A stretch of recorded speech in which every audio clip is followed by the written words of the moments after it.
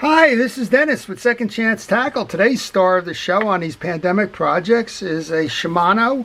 It's a rear drag reel.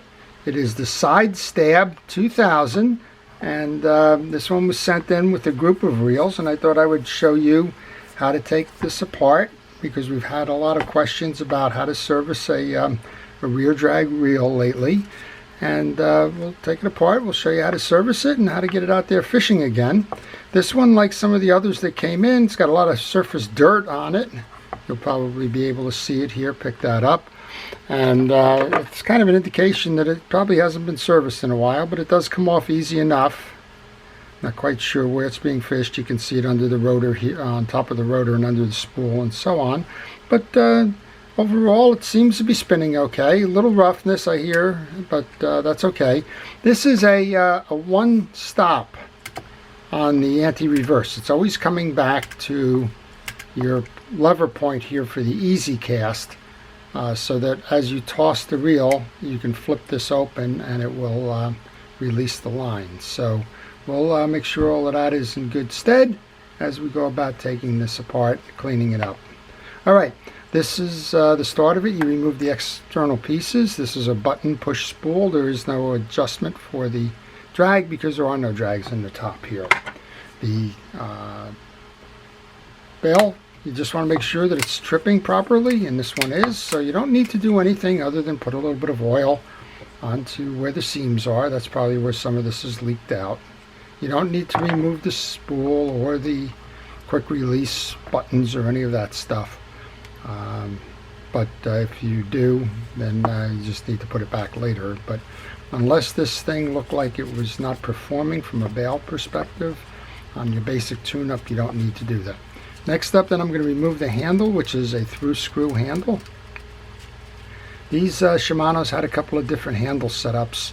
Some of them have a screw hanging under here to go with the handle. Some of them actually have this little cap and screw combined here. So just be aware of that when you go to take it off. If you're not seeing that button spin, doesn't mean that it doesn't have a shaft that goes through. It just means that underneath there is a screw holding it in. I like to put that cap and screw right back onto the handle. That way I don't lose it. And I just like to put that into a parts tray. I just use the bottom of a milk jug, but I put it into a parts tray to make sure that I keep all my pieces and parts in one place so that I can go ahead and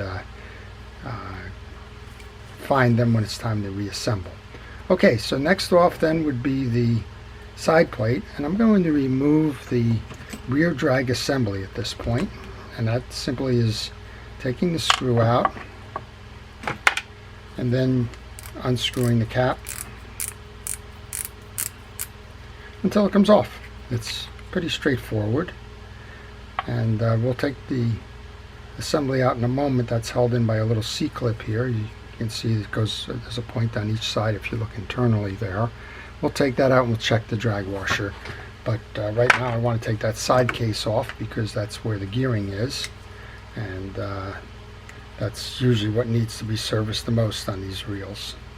The drag washers, these are, you don't see the rear drag reel in too many large versions. There are large versions out there from Abu and Shimano and the like, but they usually stop. This one's a 2000 size. They usually stop by 3000, and the reason for that is you just don't have the max drag on those reels and that small footprint there to enable you to land bigger fish without tearing up drags. So these are largely freshwater reels, but they are solid in design and they are easy to use with that easy cast, or in this case I guess they're calling it Sidestab feature, although I think it does say quick fire 2 on the bail assembly there. So if you have a Shimano FX or any of the ones that are rear drag reels, boy, say that 3 times fast, then what I'm doing here pretty much will enable you to service those reels as well. The difference here, this one's got 3 ball bearings, the other ones usually have 1 and bushings instead. In this case we have a bearing in each side and one up top on the rotor. And folks ask me all the time, you know, they see these reels out there with 10 or 12 ball bearings or some crazy thing. We're off to the races with bearings these days. They ask me what the right amount is, and quite honestly, 3 is perfectly appropriate, and you don't need to go beyond that. You need 1 on each side of the main gear, and you need 1 up top, and other than that, you're fine. I'm not sure. Nope, the main gear's not going to come out. We want to remove the axle shaft next. There's a little C-clip here. It's a pair of C-clips on a little assembly. One C-clip goes up top, one goes on the bottom. And just don't want to have that fall into the body of the reel if I can avoid it. And then there's a little lever clip here. Just going to grab my pick just to grab and make that up. So this looks like it hasn't been serviced since it was purchased. I don't know how long ago that is, but there's evidence on the outside that the grease is leaked out. There's not much on the inside, and the grease that is on the inside is that original Shimano white grease. This is your assembly. Kind of hard to mess this one up, but pay attention to it.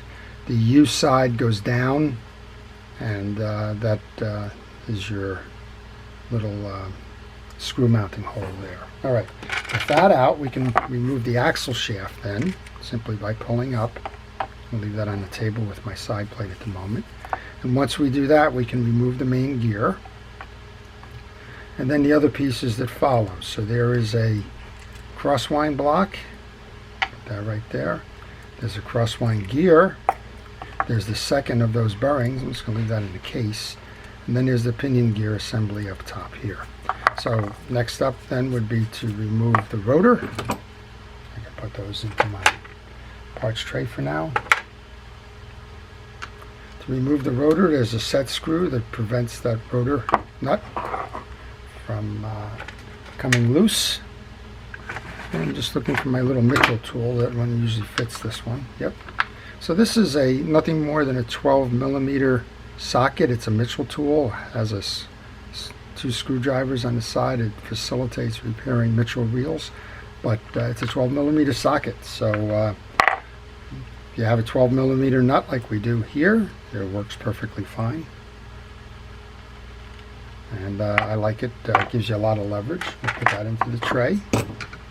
We'll remove the rotor. Here's your assembly up top here. We got a little bit of old grease onto the anti-reverse dog, but other than that, it appears to be fine. Again, I'll take that assembly and put that off to the side there. And then we have this little interesting anti-reverse. This is an eccentric that's going to ride this way. As it's riding it this way, you'll notice this little carrier is on the right. And then as soon as you go to back pedal the reel, well, we're in override mode. So as soon as you go to back pedal the reel, it'll push that in and out. Actually, yeah. And when it comes to the out position, you'll notice we have that one position on the block here. That's why your spool is always going to return to the one point, and you'll notice it's pointing right back here so that you can use that quick fire function. Okay, I think if I just push this out of the way,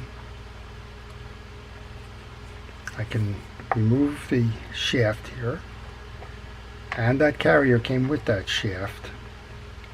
And remember, you want to line that up so that it's onto the back side here for the proper orientation. I've seen these reels come into my shop where the quick fire was 180 degrees away, and that's because the cam there was set on the wrong side of the shaft. It's a good time to tell you to take pictures along the way as you're doing your reel service, and that way you'll know things like that, like the orientation. These things I'm just telling you now have been learned from experience, and some of my experiences have not been fun, but you already know that. All right, with those 2 screws that hold the assembly in place, we can remove the pinion gear and the bearing. I'm going to take the bearing out. I'm going to wipe down the pinion gear to get the old grease off. Just using a paper towel, you can use a little pick if you want to kind of get the old grease out of the channels there. And what I'm doing right now is I'm inspecting the grooves to make sure that they're all symmetrical, that there's no bends or cracks or unusual wear in them. If there was, you'd have to get a replacement gear. If your reel was being a rough rider, that would probably be the case. It would be somewhere in the gearing. I've had folks send me some questions, and there are no dumb questions, that they have a rough performing reel, and they would ask me, is that, because the handle is the wrong handle on the reel? And believe it or not, that can actually cause that. But they'll ask me something that is not appropriate, but most of the time the answer is that it's the gearing. All right, I've got that bearing. I'm going to oil up that bearing. I've cleaned and I've relubed the pinion gear. So that's going back in. That's why I left the screws right under the desk here, because I wasn't taking them far. I put those 2 set screws back.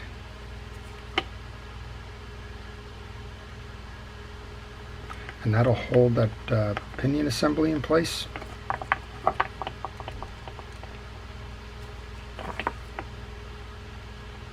And again, if you have the FX series reel, it's basically the same. It just doesn't have as many ball bearings. Okay, that turns nice and smooth. I just noticed that as I was hitting it. Here's our Sidestab components here. Now there's 3 components in here. There's a shim washer or 2 or 3 under here, so I'm just going to put them right back on right away. They're your bearing shields and shims. Now you have a plastic carrier, you have a spring that's riding in that plastic carrier, and then you have this this cam. So that would have been a good place to take pictures. Now this cam, kind of the nose on the cam here, belongs between these 2 slots. So when you go to reinstall, you want those between the 2 slots, and you want the angle. There's the one side that's going to be the hard stop. You want that over at the dog. So you're going to have to align your set. And again, you want it between those 2 blocks, pointing to the back handle. The angle on that throw, you want that on this side so that it intersects with the dog. And that's how you set that anti-reverse feature. Now we can clean out what little there is in the cavity here.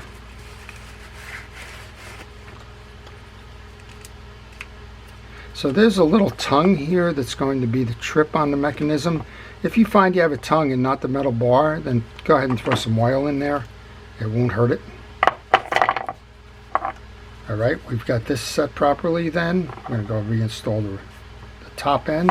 Before I do that, I noticed that some of that grease, as we pointed out before, grease and dirt and the like, is kind of accumulated in the channels here. A little bit of WD-40 just as a degreaser, not as an oiler, just as a cleaner. And that'll take that stuff pretty much right off. And loosen it up, and then you can go in with a cotton swab. While I'm at it looking down, we can also put a little bit of oil onto the line roller. I don't know if I did that before. If I did, then it's redundant, but okay to be redundant. Okay, and then we should be able to push up on the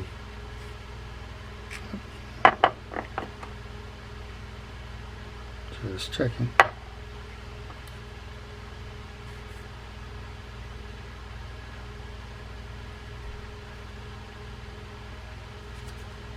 I'm just testing that operation at the moment. Yep, we're good.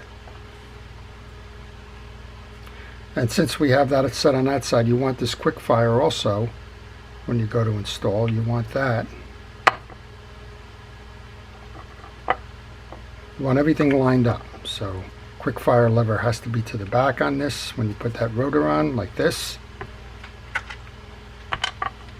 Grab that lockdown nut there, rotor nut. with my Mitchell tool.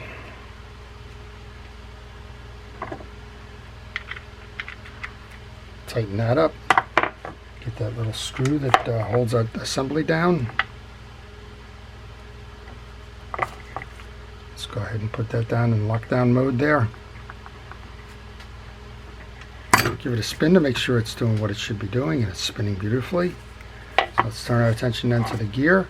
And you can see why this one's been a little rough. All of the greases that were in there, and this is factory grease, so it's been a while, it's all just kind of spun off and just accumulated in the cavities behind the main gear, which does no good for anything. It's not a contact point.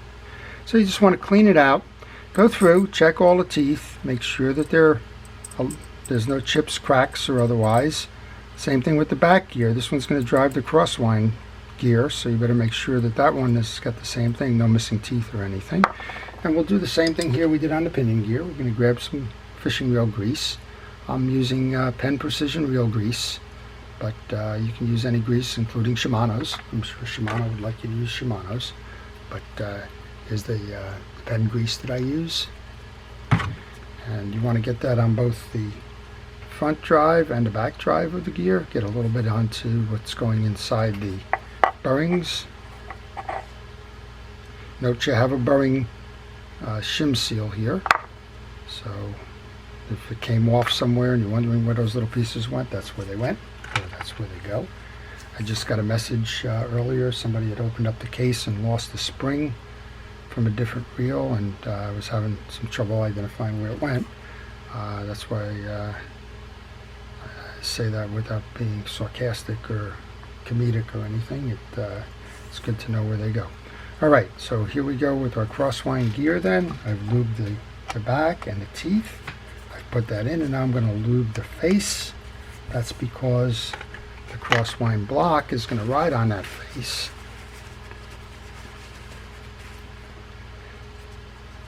I'm going to clean it up.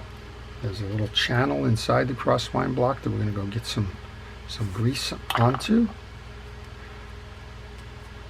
And then if you weren't paying attention before, kind of the easy way to set this is to put the stud up. And you have to slip this under the arm, and that's why I say up, because you'll notice that this travel arm here kind of slides out of the way up top there, but not below. And then once you have that over the stud, you can release it down. Next up then would be your main gear goes in. And then what I'm going to do is I'm going to just leave that assembly as it is for a moment, and we're going to come down here and I'll show you the rear drag assembly. And so let's turn our attention then to the rear drag assembly before we go any further. You'll notice that there's two, I had to change my glove, there's two little prongs that are sitting out here, and when we take that out, you're going to notice that there's an elongated slot in the back here. That's how this mounts and holds the rear drag assembly in. So generally I will hold one end of that piece, and I'll try and just grab the clip in a different piece. Grab the clip from the outside and just pull it with equal function. You'll see it just like that. And then you'll see that there's an inset here that's not on the other side. The other side is solid. So you want to remember the inset here. That's the way you're going to line up this clip on reinstall. Okay, this whole thing should just push through now because we've released it. And that should be, we should be able to pull out, well, we got half of it out. The rest should push out as well. There we go. So this is the top end of the assembly. And you just want to check the drag washer. So let's lay this whole thing out for you just so you can see it. We have a plastic carrier that's on the bottom. That was the first piece.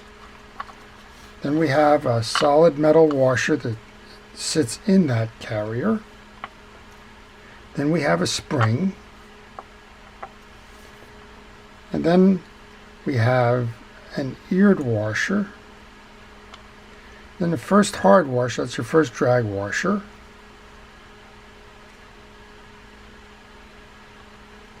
And then we have a cloth drag washer up top. And these are in good condition, so we'll just leave them that way.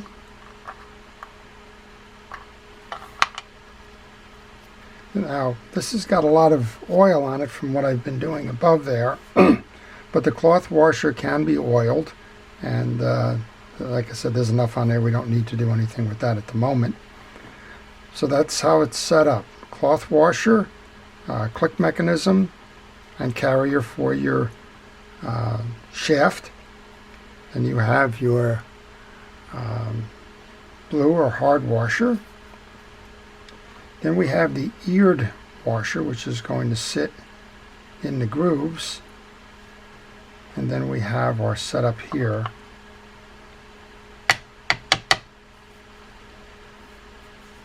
I'm just thinking there should be 2 metal washers. Alright, we don't have the 2, so I'm going to think that, and this is where a schematic would be helpful, I'm going to think that this spring is the first, and then you're going to want this metal washer on this side of the spring. Nope, can't be. Alright, so there you go. That answers that question. If it was a question to you, that's just my mind thinking ahead. I've done enough of these rear drags to make me question just about anything. Alright, so top goes in first, and you got to kind of snake it around to get it in that hole there. A pick, or even the axle shaft, is a good way to do this. If you're having trouble aligning, just take the axle shaft, put your axle shaft through that hole and align it up that way. Next up then is this tension washer. So this is eared, has 2 tabs on it. There's 2 slots in the case, so make sure you get them in each, just like that. Springs up next.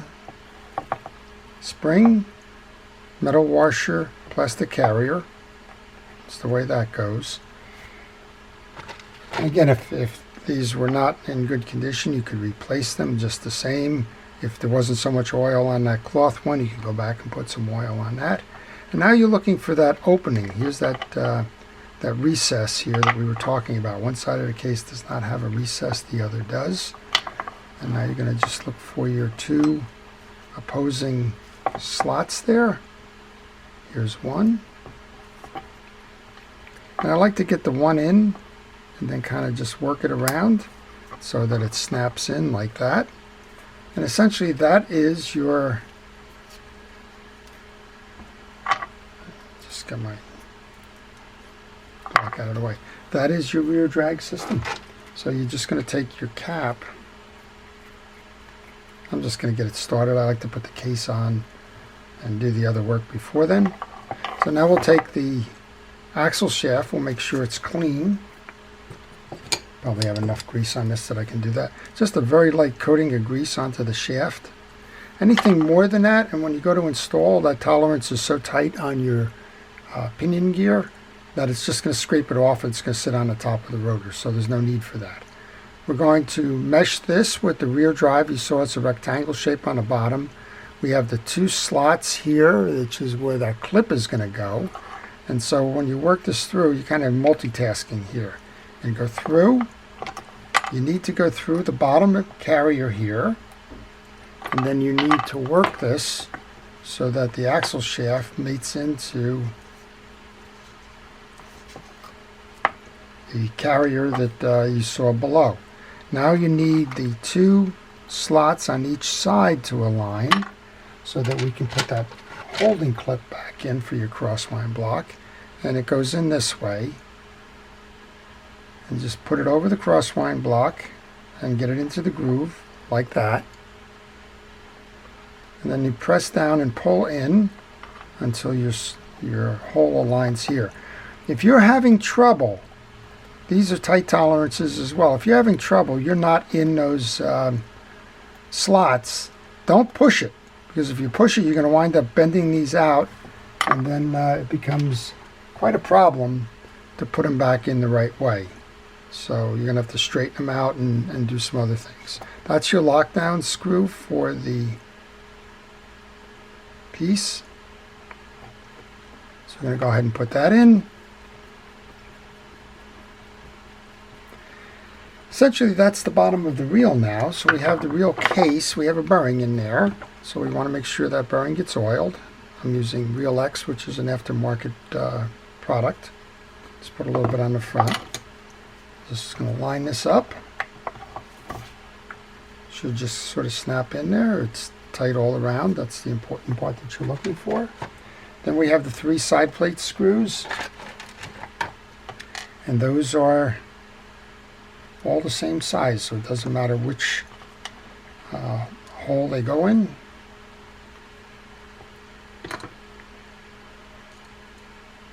And we'll just tighten that down. So folks generally ask about a mechanical screwdriver, and I almost universally say don't use them. I know my hand gets tired by the time I put the 3 of these in.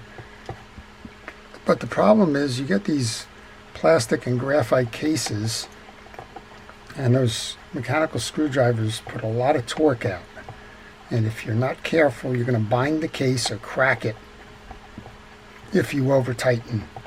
So I always recommend, if you need that, if you don't have the hand strength, go ahead and get them started, but don't drive them all the way home. Finish those last turns with your manual screwdriver. I don't care if you have a 3/4 inch screw. I don't care if the first 1/2 inch goes in with a mechanical screwdriver, but leave it proud and come on back out and do it that way.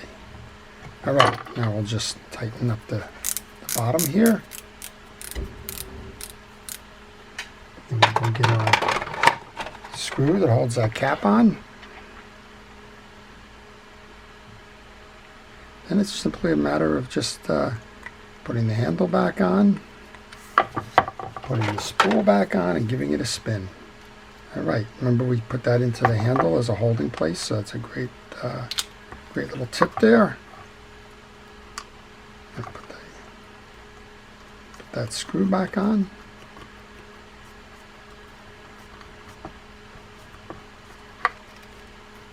And you just want to tighten it so that your handle comes tight. And then we're going to check a couple of things here. We're going to check to make sure that we got a nice spin. We're going to check to make sure that the single stop for the quick fire aligns back here, and that there's that the drags are tight again.